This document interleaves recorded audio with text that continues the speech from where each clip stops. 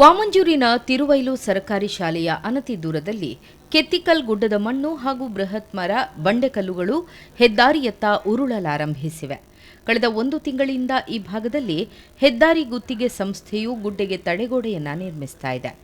ಕುಸಿಯುತ್ತಿರುವ ಎತ್ತರದ ಕೆತ್ತಿಕಲ್ ಗುಡ್ಡದ ಸುರಕ್ಷತೆಗೆ ನಿರ್ಮಿಸಲಾಗುತ್ತಿರುವ ತಡೆಗೋಡೆ ಇದಾಗಿದ್ದು, ಧಾರಾಕಾರ ಮಳೆಯಾದರೆ ಗುಡ್ಡ ಕುಸಿತವನ್ನ ಈ ತಡೆಗೋಡೆ ನಿಲ್ಲಿಸಲಾರದು ಎಂದು ಸಾರ್ವಜನಿಕರು ಅಭಿಪ್ರಾಯ ವ್ಯಕ್ತಪಡಿಸಿದ್ರು. ಸದ್ಯ ಅದೇ ಪರಿಸ್ಥಿತಿ ಈಗ ಕಂಡು ಬರ್ತಾ ಇದೆ.